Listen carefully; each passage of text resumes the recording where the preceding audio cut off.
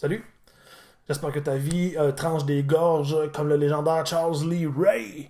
Euh, Aujourd'hui, j'ai le goût de défendre un film que j'aime beaucoup, mais que pas beaucoup de monde aime, étrangement.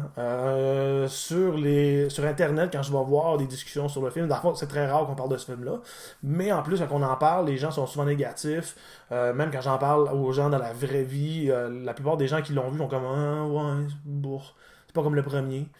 Puis c'est vrai, mais tu sais, moi c'est un film que j'aime beaucoup, puis tu sais, je trouve pas qu'il mérite sa cote basse, comme ça. Tu sais, comme sur IMDB, si tu connais le site, je pense que j'en ai déjà parlé ici, c'est Internet Movie Database, donc c'est www.imdb.com. C'est un site qui a tous les films, tous les réalisateurs, tous les acteurs là-dessus, puis c'est vraiment le fun, il y a des cotes, il y a plein de trucs derrière la caméra qu'on peut apprendre. Sur IMDB, le premier est coté 6.5 sur 10, le deuxième est 4.8 sur 10. Encore là, je trouve pas qu'il mérite sa cote et je vais expliquer pourquoi. Le film que je vais parler, donc, c'est Cimetière Vivant 2. Donc, je vais le mettre de ce bord-là. Celui-là ici. Euh, c'est un film que j'aime vraiment énormément. Mais c'est un film qui m'a vraiment terrorisé longtemps. Même aujourd'hui, quand je le regarde, il y a comme un sentiment de malaise un peu. Je vais expliquer pourquoi aussi. Donc, pour parler un peu de qu'est-ce que c'est Cimetière Vivant, je vais commencer un peu du début. Donc, Cimetière Vivant est un livre écrit par Stephen King. Et dans l'espèce de vague qu'il y a eu dans les années 80, 90, dans le fond, d'adapter tout ce qu'on peut de Stephen King, ben, Cimetière Vivant a passé lui aussi des pages à l'écran. Le premier et le deuxième sont réalisés par la même femme.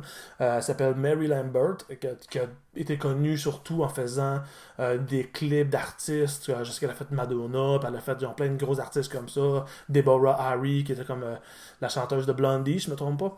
Donc, tu sais, elle a fait beaucoup de trucs comme ça, puis après ça, elle est tombée dans les films. Donc, le premier film, rapidement, c'est comme l'histoire d'un médecin et sa famille, dans le fond, sa femme et ses deux enfants. Ils s'en vont dans une nouvelle ville et dans le fond, on déménage dans une espèce de maison assez grande, en banlieue. Mais dans le fond, ils découvrent que la maison, il y a un genre de cimetière pour animaux qui est pas très loin. Parce que justement, la route devant leur maison, il y a beaucoup de gros trucks qui passent, puis ils écrasent beaucoup d'animaux. Donc, ils ont fait un cimetière là. Et dans le fond, comme de raison, la jeune fille de la famille elle a un chat et le chat se fait frapper par un truck, bien sûr. Donc le voisin je pense qu'il s'appelle Judge, je ne me trompe pas, vient voir Louis, le père de famille, il dit, gars, je devrais peut-être pas te dire ça, mais plus loin que le cimetière des animaux, il y a un autre cimetière qui est comme un cimetière d'Amérindiens. Puis dans le fond, si tu l'enterres là, il y a peut-être de quoi qui va se passer, dans le fond. Il va peut-être revenir à la vie. Et il dit ça parce que il pense que la jeune fille n'est pas prête à accepter la mort de son chat, parce qu'elle est trop jeune. Donc il l'enterre là. Le chat revient, mais très agressif. Et on dirait que ça fait comme réveiller un peu l'esprit du cimetière, parce que des choses de plus en plus graves arrivent. Donc je dirais pas les gros punchs, mais tu sais, ça c'est pas un punch, c'est écrit derrière la pochette, encore une fois. Il y a quelqu'un qui se fait frapper par un truck aussi.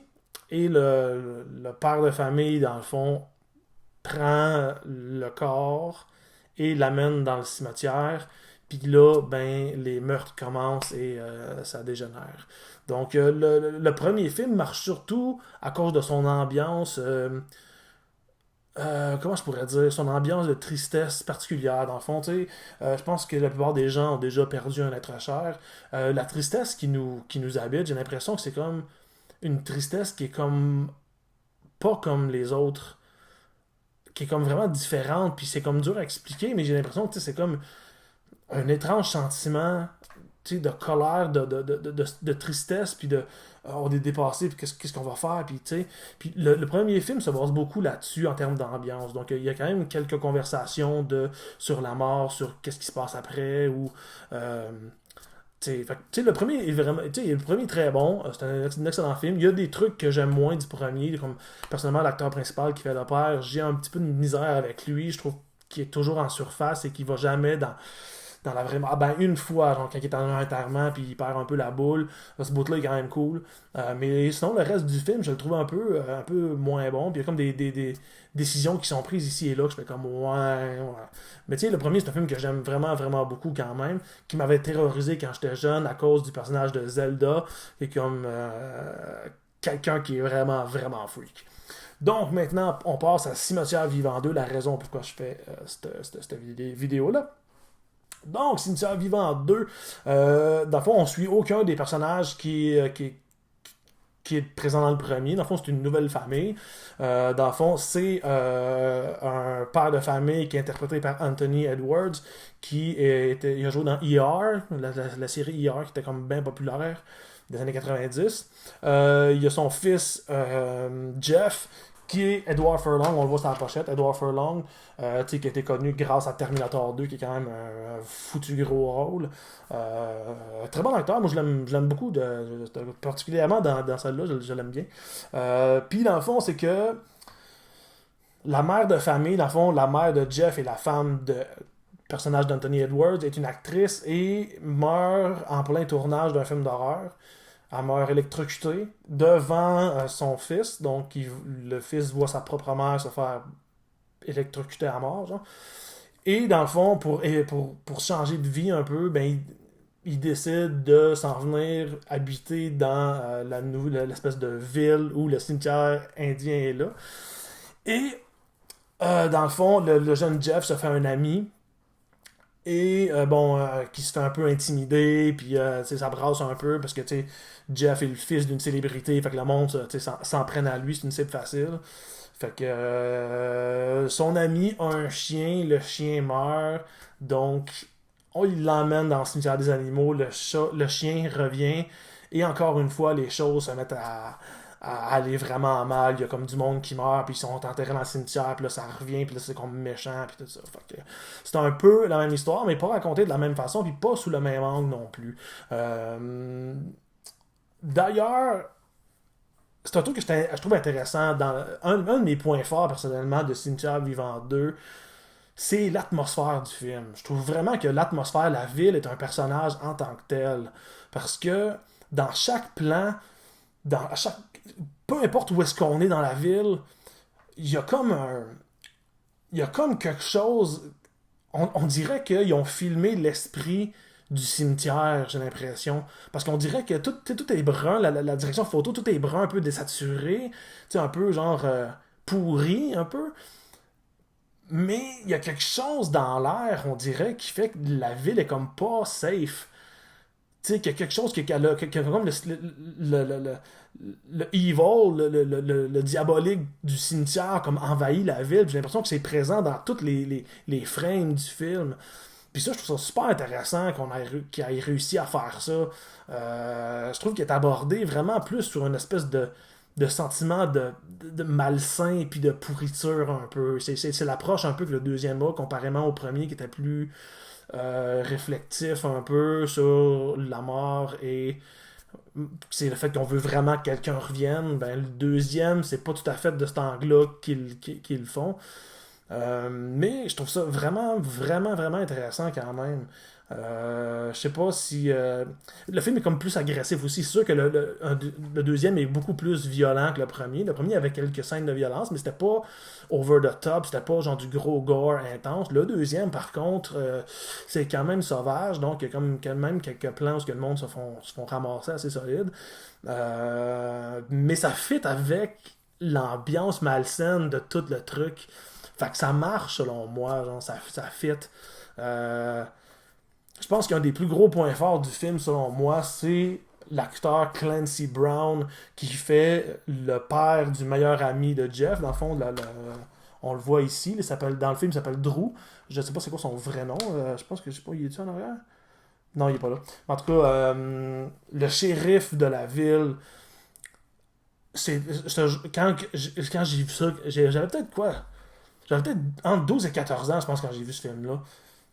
Puis, ce personnage-là, du shérif Goss, c'est pas Goss, genre G-O-S-S-A, c'est G-U-S, Gus, hein, Goss. Ce personnage-là me terrorisait. il me faisait tellement peur. Puis, je veux dire, l'acteur Clancy Brown, ce gars-là, non seulement il est bon dans tous les films que j'ai vus de lui, mais dans ce film-là, le film vaut la peine pour lui. Même si tous les éléments autres que ça sont bons, je trouve que le film tient vraiment sur sa performance. Le gars, il est comme complètement dingue, genre. Puis je trouve que justement, là, je sais pas à quel point c'est peut-être un punch, mais tu sais, dans le fond, Gus, c'est un personnage qui meurt un moment donné, puis il se fait enterrer dans le cimetière, puis il revient. Puis quand il revient, il agit tellement différemment, puis on dirait vraiment que c'est comme une espèce d'entité démoniaque qui a mis l'espèce de corps d'un humain, puis qui est comme pas sûr de ce qu'il fait, genre qui est pas habitué. Fait que là, au début, il marche, puis tu sais, il rentre dans les affaires, puis il sait pas trop comment ça marche. Puis tu sais, il sourit, mais tu sais, il a de l'air, les yeux, ils ont de l'air complètement morts, genre. Mais en même temps, tu sais, en même temps qu'il y a, il y a pas de l'air là, quand à un moment donné, il regarde quelqu'un, puis il fait comme sourire, il y a comme une espèce de lueur complètement folle, démoniaque, de meurtre qu'il y a dans ses yeux. Ce gars-là, là, pour sa performance, je vous dis, écoutez-le pour la performance de Clancy Brown. Ce gars-là, quand j'étais jeune, il me terrorisait bien raide. Je sais pas si j'en rêvais la nuit, mais je pense que oui, il me faisait vraiment, vraiment peur.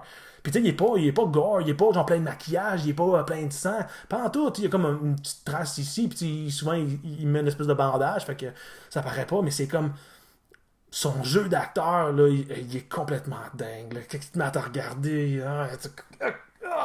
En tout cas, Clancy Brown, respect parce que t'es un foutu malade dans ce film-là. Genre. C'est sûr que moi, une des raisons pourquoi je me suis quand même attaché au film, c'est sûr que c'était comme un des premiers films vraiment gore que je regardais. Tu sais, j'avais écouté des films d'horreur avant, mais tu sais, c'était jamais. Ben, c'est Freddy Cat était quand même gore, genre. Mais tu avais comme une ambiance un petit peu plus loufoque. Tandis que ça, c'était comme beaucoup plus morose. C'était comme, tu sais, l'ambiance est comme vraiment plus. Tu sais, c'est un film d'horreur, là. Mais en même temps, je dis que c'est un film d'horreur, il y a beaucoup d'humour noir dans le film. Ça, c'est un truc justement qui passe mal pour beaucoup de monde.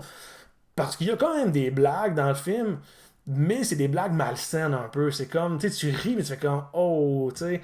Fait que ça amène une petite touche intéressante, moi, je trouve. Euh, mais je ne me rappelle plus ce que je voulais dire, mais en tout cas, tu sais, c'est ça. Un truc qui peut être dur aussi pour les gens, c'est parce que des fois, il y a beaucoup, tu sais, le père là, de Jeff, du personnage principal, c'est pas un docteur comme dans le premier, c'est un vétérinaire. Puis il y a quand même beaucoup d'animaux qui meurent dans le film. Tu sais, bon, c'est pas des. Ils meurent pas de vrai, là, tu sais, c'est comme. C'est truqué, là. Mais il y a comme un apport de ça que, tu sais, je pense qu'il y a beaucoup de monde aussi qui ont fait le saut parce que, tu sais, le film on dirait que c'est un film méchant, tu sais. Tu sais, je sais pas comment le décrire, c'est comme, j'ai le mot mean-spirited, tu sais, c'est comme, on dirait que c'est malsain, c'est méchant comme film, genre. Mais tu sais, c'est une bonne histoire quand même, ça se déroule bien. Ah oui, ce que je voulais dire tantôt, c'est que je m'étais identifié un peu au personnage principal de Jeff, le jeune, parce que, tu sais, comme il a vécu la mort d'un parent, bon, moi, j'ai pas vu mon père mourir, mais mon père est décédé quand j'étais très très jeune. Puis le fait que le personnage principal vive un peu la même chose, puis tu sais, qu'il il veut revoir sa mère, peu importe, tu sais, qu'est-ce qu'il doit faire pour qu'elle revienne. Mais tu sais, c'est comme c'est des sentiments que je peux comprendre. Tu sais, je pense que tout le monde peut comprendre ça d'une certaine façon, mais moi, il y avait comme, tu sais, il y a quelque chose qui me linkait à ce personnage-là aussi à cause de ça. Mais non, je trouve vraiment que le deuxième Cimetière Vivant est un excellent film qui vaut vraiment le détour. C'est sûr que la bande sonore, moi, je la trouve vraiment nice. Une genre de bande sonore un peu grungy. Fait que, tu sais, c'est comme j'adore le grunge. Fait que, tu sais, ça fit tellement avec l'ambiance du film général. Mais honnêtement, j'aime vraiment, vraiment ce film-là. Puis même, comme je dis, tu sais, que je disais au début que le film me rend mal à l'aise un peu. Même encore aujourd'hui, c'est vrai. Parce que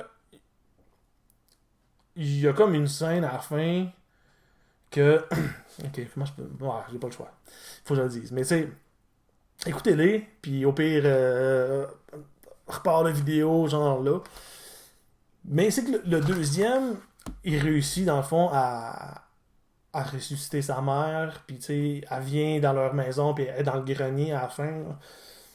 Puis Jeff s'en va en haut, puis il a mené le père aussi, mais le père vient d'affronter plein de monde, puis il est en sang, puis il essaie de survivre, genre, puis il veut sauver son fils, puis il voit, sa femme est revenue, genre, puis tu sais, la femme, elle se met à les attaquer, puis tu sais, la scène finale est comme dans le grenier, puis le grenier est en feu, là. Puis t'as comme... Il y a un truc... C'est sûr que le film, d'habitude, je l'écoute en anglais, tu sais, j'écoute mes films en anglais, lui, je l'écoute en français, parce qu'il y a certains types de films que j'ai écoutés dans ma jeunesse, que j'ai écoutés en français, puis que je suis comme trop attaché à la version française pour l'écouter en anglais. Puis il y en a amené dans la version française, justement, c'est que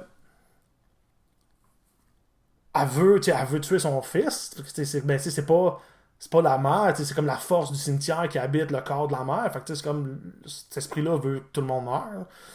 Fait que là, la fille est en train de brûler, mais elle est en train de fondre. Dans le fond, on voit que la peau, elle se met à fondre, puis elle regarde son fils, puis elle se met à rire, puis elle fait comme ouvrir les bras, puis elle dit Viens avec moi, la mort est plus douce que la vie. Puis elle se met à rire, c'est comme Viens avec moi. Puis maintenant, elle se met à crier, puis elle est en train de fondre. Puis tu sais, les effets sont vraiment bien faits, mais c'est que cette scène-là me rend complètement mal à l'aise. Je sais pas pourquoi. La manière qu'elle crie, puis c'est comme viens-t'en mourir avec moi. Puis tu sais, il y a de quoi qui me pogne dans ce beau truc. À chaque fois que je l'écoute, je finis le film, puis je suis comme c'est comme tu sais, ça revient à tout ce que je dis depuis le début, qu'il y a quelque chose de méchant, puis il y a quelque chose de malsain, on dirait, dans le film. Puis en même temps, ça fit parce que, tu sais, c'est contre un esprit malin que les personnages se battent. Fait que, tu sais, que ça soit dans le même, ça marche avec le concept. Mais c'est ça, c'est que ça. Personnellement, moi, ça m'atteint, genre. Ce film-là m'a vraiment atteint, surtout quand j'étais jeune. Puis comme je dis, je l'écoute, puis je suis comme encore un peu mal à l'aise. Mais c'est un mal à l'aise qui est comme pas si dérangeant parce que j'ai réécouté le film de nombreuses fois. T'sais. Mais tu sais, c'est un film que j'écoute pas aussi souvent que d'autres, mais que j'ai un énorme respect pour. Fait que moi, je vous dis, écoutez Cimetière Vivant 2, il vaut vraiment la peine. Et sur ces belles paroles, je vous dis rock and roll!